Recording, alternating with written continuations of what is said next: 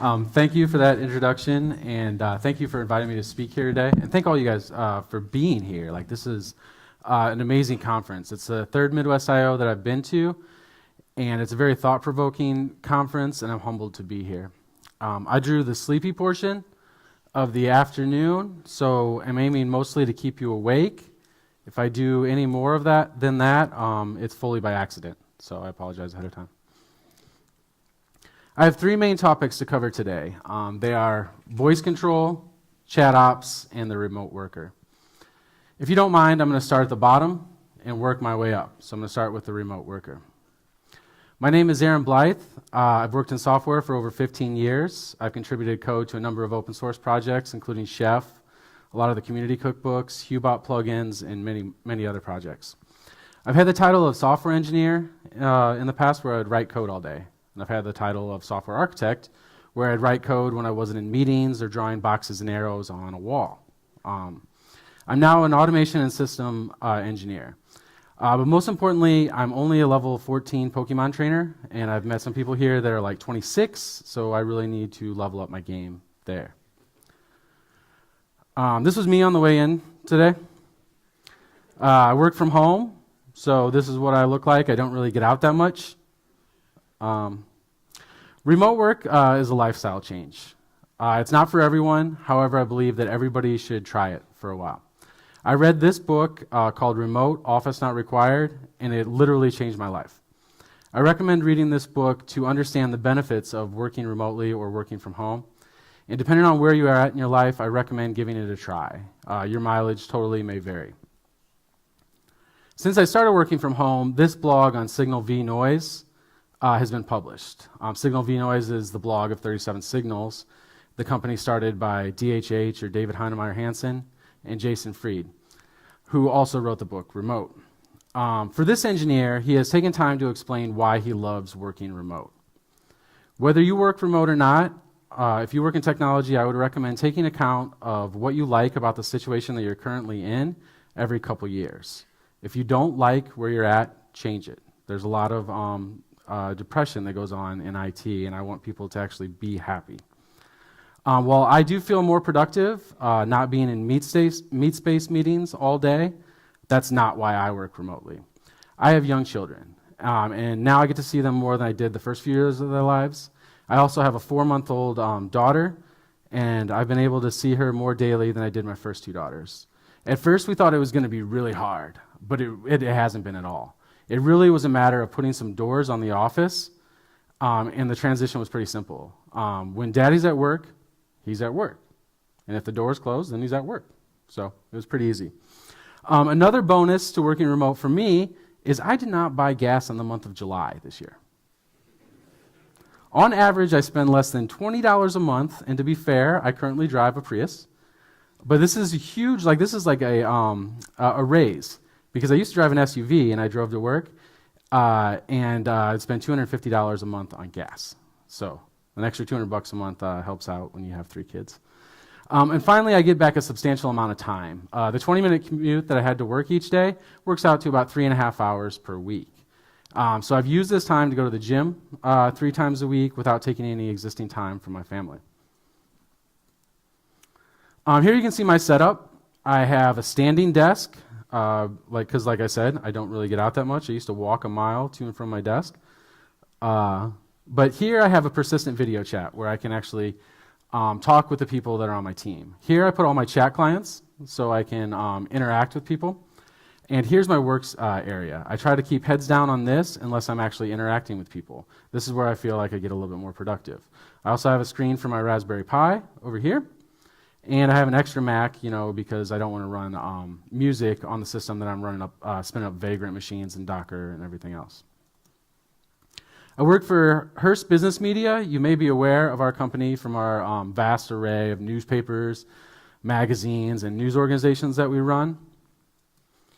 But Hearst also owns quite a few content-based software companies that operate underneath their own brand. And I work with the companies that are in the space of automotive, financial, and healthcare. I basically work as an internal consultant helping these companies as they move from their existing data centers into AWS and as they try to automate all of the things that they're doing. I work in 2-week engagements, and each of the business units, which I'll likely refer to as like BUs, just because that's what we call them, and that's what will end up coming out of my mouth. And I've been to a couple of the offices. This saves our company a ton of money over hiring external consultants. Plus, there's this huge benefit of after I do these 2-week engagements and I help people do stuff, I'm still around. They can still contact me through Slack. So the technologies I use are AWS, Chef, Sumo Logic, New Relic, PagerDuty, Hubot, Slack, and a bunch of other tools. So I'm located right here in the center, which makes it really easy to span those time zones. I work sometimes in the same day with people in New York and California. So that brings us to ChatOps. Our team provides Slack for all of our business units to use, and we've heard really good things. I've worked with a few of the BUs on actually setting up their ChatOps, which can most easily be explained as like a way to get artificial intelligence into your interactions. If you haven't heard of ChatOps, I'll be showing some examples in a minute, but if you're interested after this introduction that I give you, this book by Jason Hand at VictorOps is awesome. He lays it out, and it's not a very long read, and you can actually start to understand like how you can get into ChatOps. To do ChatOps, you need 2 things. You need a chat client, which can be any of the clients that are out there. In the past, I've used IRC, I've used HipChat. Currently, I use Slack. I know people out there use Link or Skype for Business. And then you need a bot. And the one I personally use right now is Hubot, which is written in Node and CoffeeScript. There's also a Ruby bot, which is called LeadABot, and there's one for the Python people called Urbot. Starting with Slack, the simplest way to get started is to add an app or an integration. So when you're in Slack, you got that pull down, and if you have the privileges on the Slack client you're in, you can actually add these integrations. Here's some of the Slack integrations that I have personally in our notification room. These help like kind of lay out that story and a timeline of what's going on our team. And then we have full visibility like when other people are doing things. So on the left, you'll see that we have it connected into GitHub. So anytime we have like a push or a commit or an issue, then we get a notification about that. On the right, we have our notifications from our monitoring systems, New Relic to tell us when things are going on, and then PagerDuty to tell us that there's an incident. Slack integrations are super awesome because you can get them up and running really quickly, and then there's not a lot of management on your side. The only thing you really have is a few pieces of secret configuration that you need to manage, but then the company like that created the integration actually owns it. So PagerDuty, they own their integration, and you don't have a lot of work to do. The drawback is it's often a really simplistic workflow, which brings us into Hubot. Hubot allows us the ability to start entering in our own logic. Hubot plugins are written in CoffeeScript, which compiles down to JavaScript. However, the syntax is more Ruby-like, so if you're more of like a Ruby type of person, it's a lot easier to get into. Disclaimer, these examples that I'm going to go through are silly. I think they're that way on purpose. They're from the README of Hubot.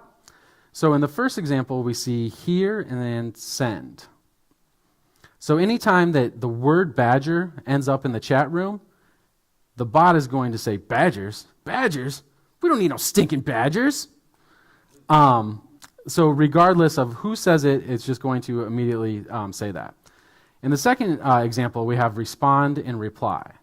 So when you respond to the bot, you actually have to say the bot's name so that it knows whether or not it should reply. And then when it replies, instead of sending, it's actually going to address the person that it's responding to. So when someone says the name of the bot, open the bay doors, the bot would reply with the name of the person that said it. I'm afraid I cannot let you do that. And then our final example we have here again, and we also have emote. And emote, depending on which chat client you're in, usually ends up being in italics. It's kind of like the fact that like the bot is doing something as opposed to saying something. At some point when you're building this logic, you're going to need persistence. And the default data store for the Hubot brain is Redis. This is also very simple to work with. You invoke the brain by simply calling robot.brain.get, and then you can pull stuff out of the brain. So here we've got a really silly example of we tell the bot to have a soda. right? So it goes and gets how many sodas it's already had, and if it's already had more than 4 that day, it's like, no, I'm too fizzy. Otherwise, if it hasn't had 4 yet, it's like, sure, and then it adds another soda to its count by setting that into the brain. Hubot has a ton of plugins that are already out there in the open source community. These are the ones that I use and I've actually contributed to. So there's ones for PagerDuty, for Confluence, for LeanKit, which is a Kanban type of board. I know a lot of people probably use Jira and not LeanKit. I think there's a plugin for that also. And then like monitoring software like New Relic or Sumo Logic. So when I interact with the New Relic plugin, with the bot, again, like I said, hopefully the screen's huge, you guys can read that. Yeah, I invoke the bot's name by saying @bot, which is what we name, or we're the automation team, so our logo is kind of the AT-AT, or the @. I'm more on the @@ crowd. I don't know if you guys are AT-AT people, but I'm right. But I say @bot New Relic apps, and then it gives me information back about those apps from my monitoring software, so I can see what's going on. Then I say @bot New Relic servers, and it'll tell me if the servers are up or down, and if they happen to be up, then I get key metrics. So then I don't have to actually go out and open up my monitoring software. Like if something's wrong, I can quickly start to see those key metrics.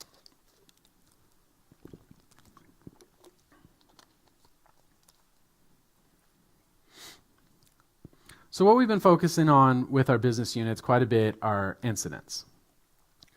Regardless of where the incident comes from, for us, we wanted to go through PagerDuty. The reason we wanted to go through PagerDuty is a great data store for this type of information, and we can actually gather metrics to see if we're doing better during our incidents, because we want our clients to be as happy as possible. And stability is like one of the best features you can give them, right? When they go to use your software, you want it to be up and usable. So we want to drive down our MTTA, or mean time to acknowledgement, and mean time to resolution. So no matter where anything comes from, we want to funnel it through PagerDuty. So on our team, our goal is to automate all the maintenance and paperwork and like the systems connecting, so the engineers can focus on the thing that they do awesome, which is actually debug and troubleshoot the system and get it back up and running. So our definition of an incident is any situation that impacts the ability of customers, whether they're internal or external, to consume and use a system or service in a safe and secure manner.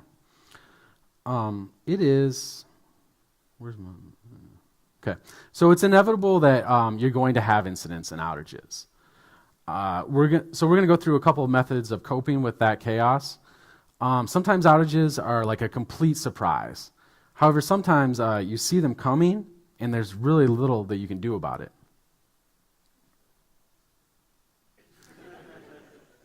Let's watch that guy again.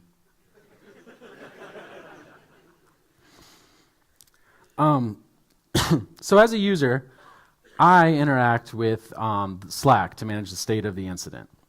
Slack will interact with Hubot in the form that when I say something directed towards the bot's listening in, and it's going to contact PagerDuty and then say something back into the Slack room.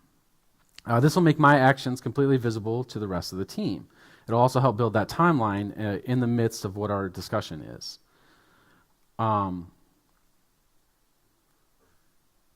So who here is familiar with webhooks? I see some hands, but I see some hands that aren't up. I was not aware. I mean, I knew that there was a thing called webhooks until about a year ago, and then I actually started using them regularly, and now I've implemented some of my own. So a webhook is a method of augmenting or altering the behavior of a web application with these custom callbacks. So you define an event-driven resource, basically a URI that someone's going to come and hit when an event happens. And then you have that other program actually hit that. So in PagerDuty, I have 2 webhooks here. One is for Slack, and one is for the Hubot plugin that I've actually implemented that's related to these incidents. When events occur in PagerDuty, then it broadcasts to those endpoints. So on the Slack side, I created an incoming webhook, which is this URL, and I took that URL and I plugged it into PagerDuty so that like when the events happen in PagerDuty, it just sends a message with a little bit of JSON, and then Slack knows what to do with that. If you're curious, like I'm not going to show you my secrets, but that's why they're kind of blurred out. So if we take that previous example, I said what was really important is no matter where the information comes from, it goes through PagerDuty. So I don't want it just to be that Hubot interacts with PagerDuty. I might interact with PagerDuty. I might be 3 in the morning, get the PagerDuty call, open up the app on my phone, and be like, acknowledge, because I really want the acknowledge time to be down, right? But I want to make sure that that actually gets back in the room so someone knows that that's acknowledged and it's assigned to me. I'm making the commute, which is from my bedroom down to the office, into work so that I can actually work that particular issue, right? So then what PagerDuty is going to do is send to those 2 webhooks and update both the Slack room and Hubot that event happened.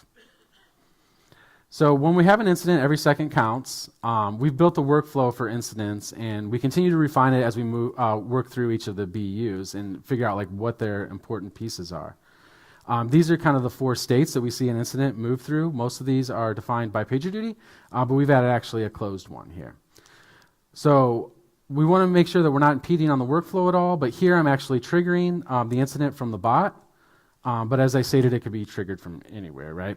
So we display a standard set of reminders, and I have cards on my Kanban board to continue to work through automating these as we work with our business units.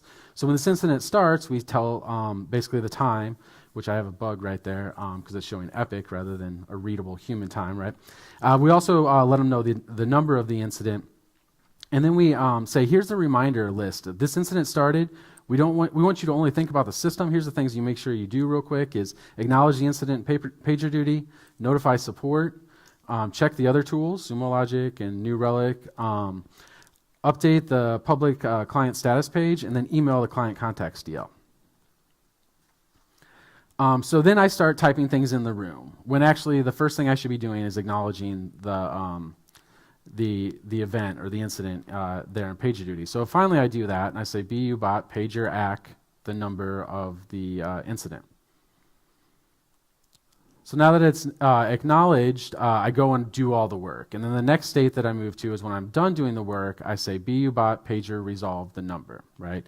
And then I'm presented with, okay, this incident went on for 7 minutes and 55 seconds, and here's the reminders you should do at the end of your incident, which is update the public client status page, email the client contacts DL, and then schedule a post-mortem. One thing that I really want to work on is connection into Office 365, where it interrogates everyone in the room, their calendar, to set up a post-mortem in the next 48 hours, because you should do this when it's fresh. And then the final state is it's closed after you've actually held that post-mortem. So here you see a manager silently listening in on the bridge. Maybe you've been in this situation where someone, who was that just added to the call? Or whatever. What we're also doing in our team is we're trying to help the culture throughout all of our teams. And we want to have unprecedented visibility. We want to make sure that things are visible throughout everything. So we've actually invited a lot of the managers and executives into Slack, and they're in the rooms, and it's been amazing because initially everyone was scared to say anything, but over time that kind of goes down, and it really didn't take that long. One other thing that my Hubot plugin does is it sets you up to have your blameless postmortem. So anything that's said in the room is actually pushed out to the incident on the notes, and then you've got a ready-made timeline. In a previous life where we were doing timelines for our postmortems at my previous gig, it would end up being half an hour or an hour job for someone on our team to sit there and go, okay, I need to go read our emails, I need to go read our Slack client, I need to go look at the system logs and gather all that information together. What we're working towards is making it so you just have that timeline, you get into the postmortem, everyone reviews the timeline, and then we start working towards how we can actually make our system better and not have a same or similar thing happen in the future.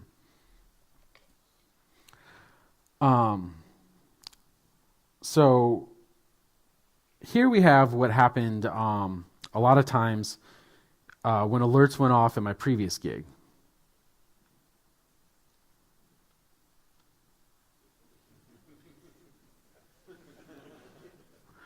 That would indicate an outage. We've also been working very closely with our BUs to figure out like which of the things that are alerting on are actually an incident. Because like you may have a Nagios or a Zabbix type of system that is alerting all kinds of things, but you want to make sure that you're bringing into PagerDuty, the system that has your escalations and gets people involved in stuff, only the things that are actually important. One thing that I ran into last night with PagerDuty is it has pagination after 25 events. I didn't know this, and I was practicing a lot so that I would deliver something good to you, and I couldn't get past when I said the latest event, it always was 308. So I just figured that out. So something else will probably break when I get to this inevitable demo. All of the work that we've done for incident workflow has been done in open source. We continue to update this workflow as we work with our business units. So you can download this at Node Package Manager or GitHub.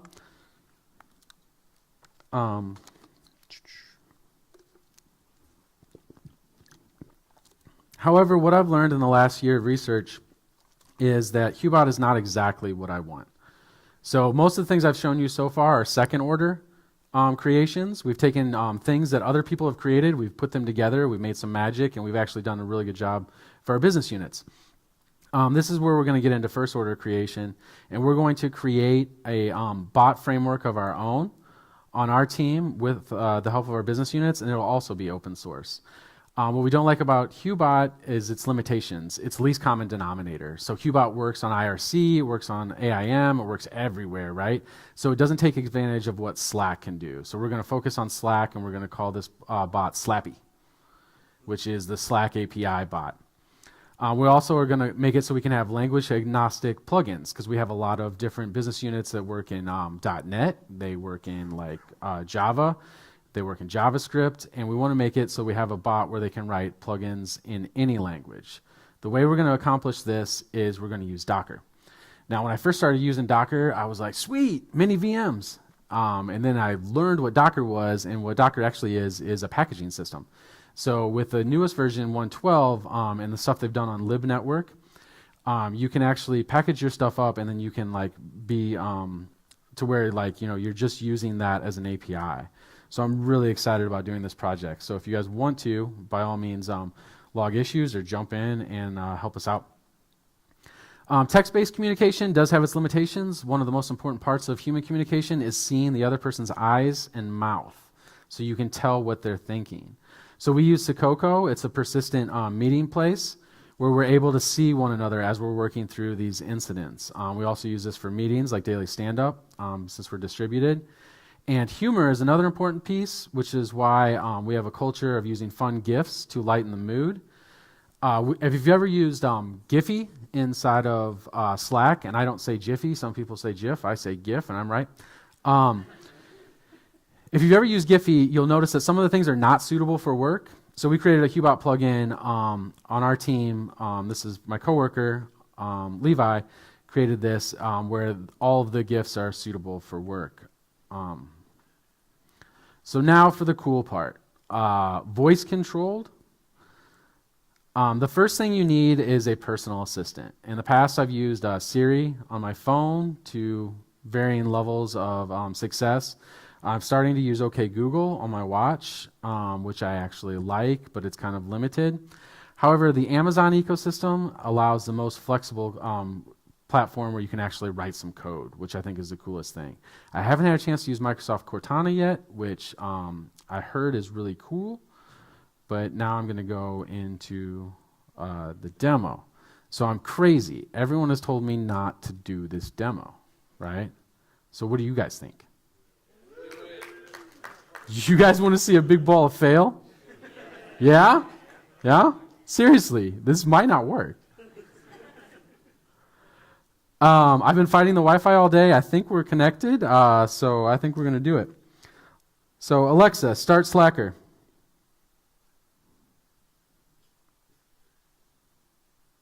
Alexa, start Slacker.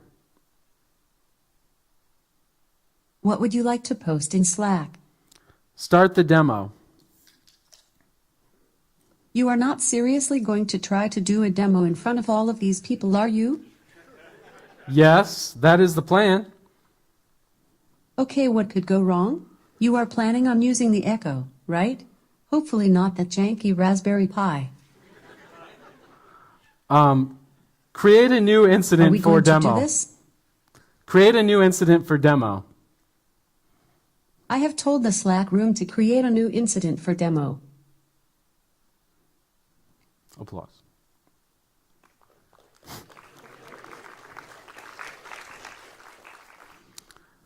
So what happened there is the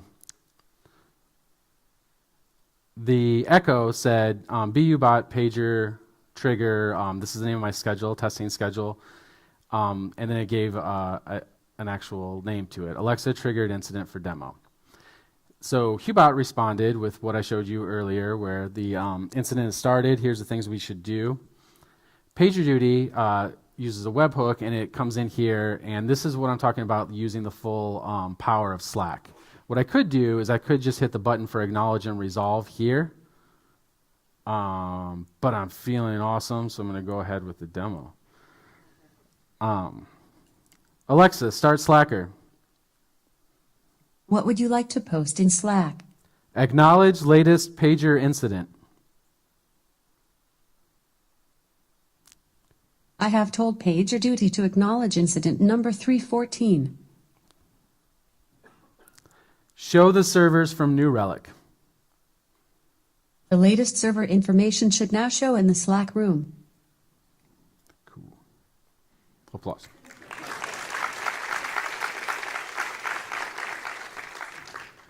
So this is the point where, like, during the incident, you would just start like typing like crazy and trying to figure out like what's going on, and you'd see 8 of your buddies also logged in as root through SSH, and you'd mess up a few things, they'd mess up a few things. But while you're doing that, you would talk in the room, and then each of those pieces would actually end up being notes inside of PagerDuty. So you can actually learn from like the things that you're doing that are terrible, or at least I am, or whatever. And this is the neat part, like I can see that which servers are up and down very quickly. So I guess we'll finish this off. Alexa, start Slacker. What would you like to post in Slack? Resolve latest pager incident. I have told PagerDuty to resolve incident number 314. Rock and roll. Yes.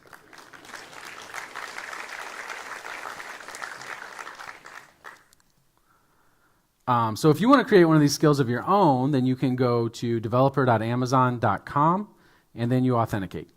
And in there, there's 2 pieces of this. There's the Alexa Skills Kit, and then there's the Alexa Voice Service. So if you have something like a Raspberry Pi or whatever, you don't need one of these, which I'll get to here in a minute. So the way this works is you define a JSON schema and provide sample utterances. I provided create a new incident for, here, if I can get my mouse over there. So there we go.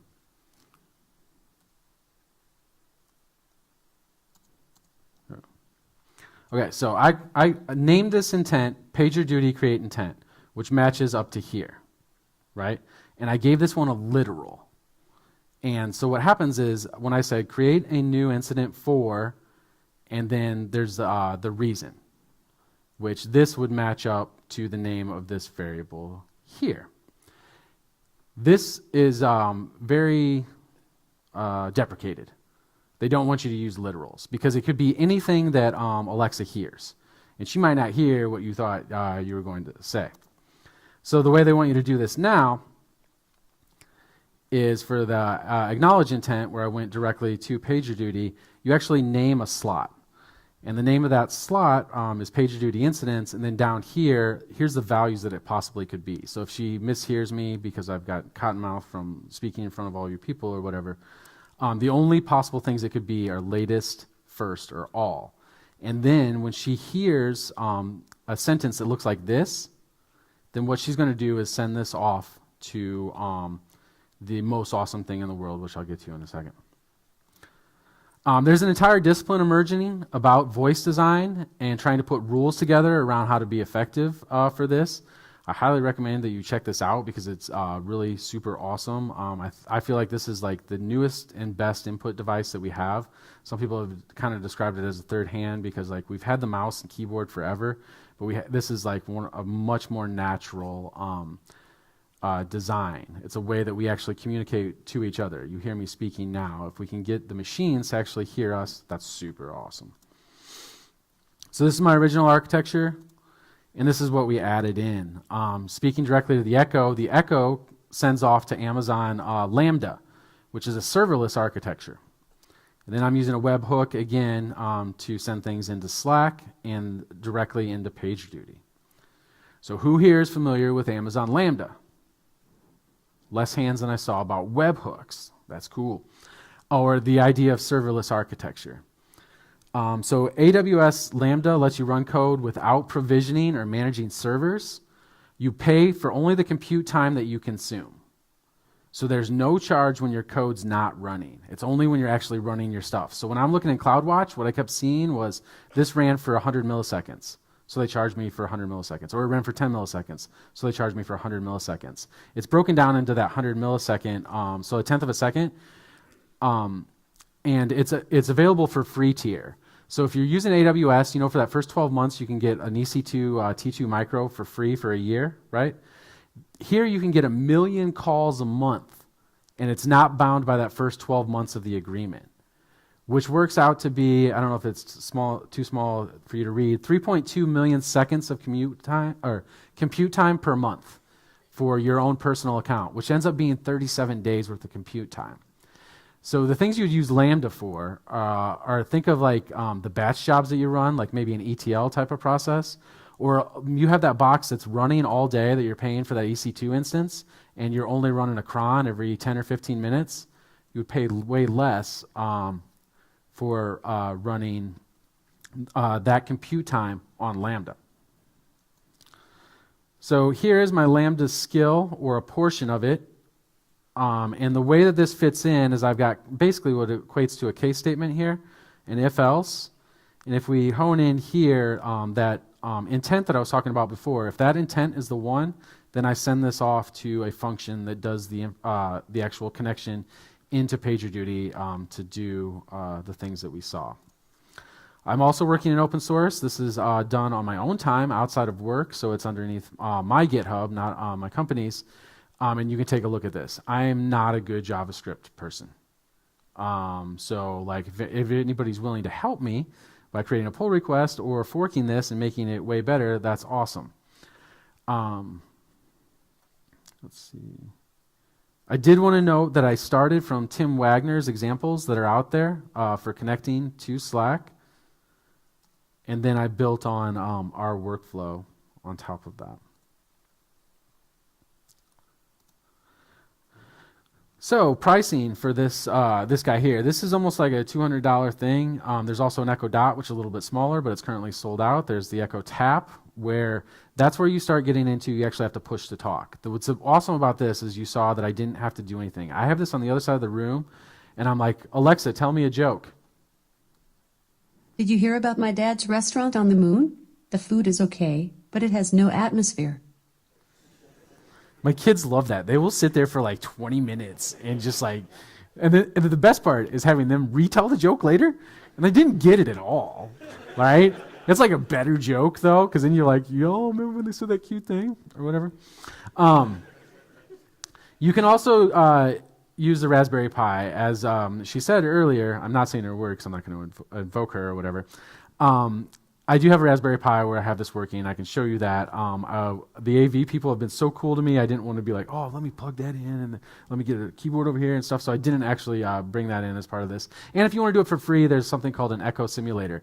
It's echosim.io, so you can get right into using this type of stuff. As I said before, I work for Hearst. One of the coolest things that we have in the Alexa Skills store already is the L horoscopes from the Astro Twins. So if you want to get up every morning and ask for your horoscope, then that's available from our company. And in this space, but not in the Echo, the coolest thing I've seen, and maybe you guys heard about this, is this Python script called Say What. It uses IBM Watson text-to-speech.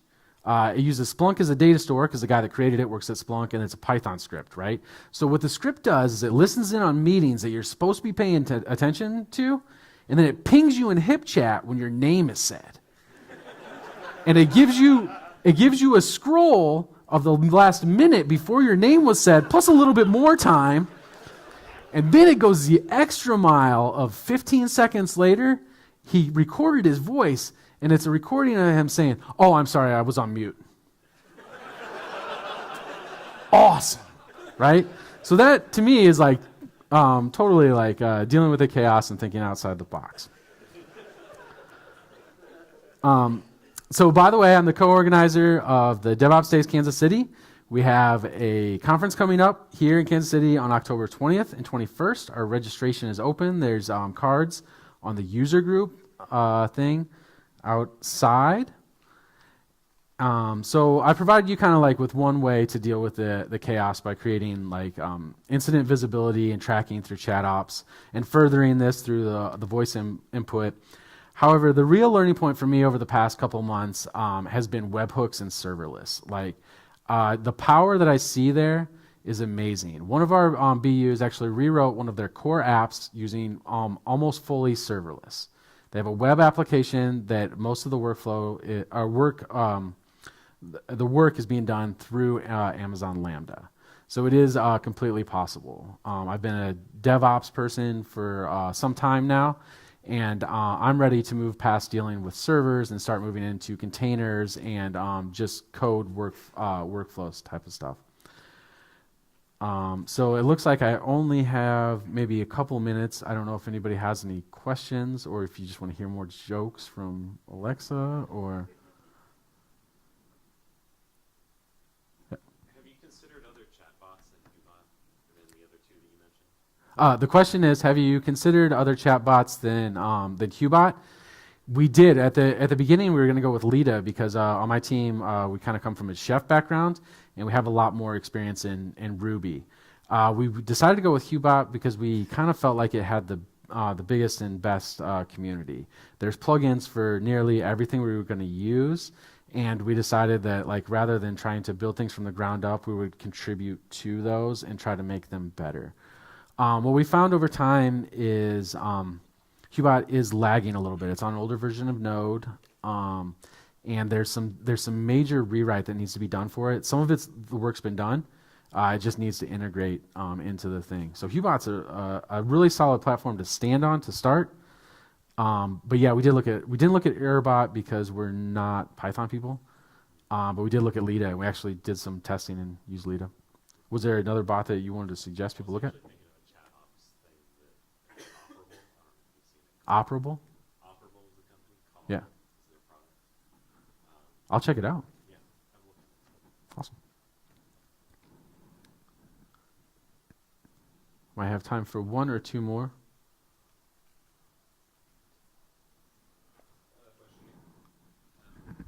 Can the Echo connect to multiple AWS accounts? Or does it have to be just the one? The question was, can the Echo connect to multiple AWS accounts, or is it just one?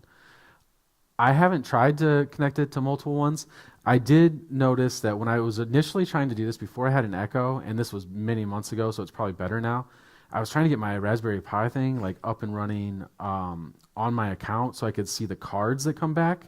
So another element of this is actually shows you cards like in the app on your phone or on the computer and stuff. And I couldn't get that part working together until I had an actual Echo device. But I would assume you could possibly.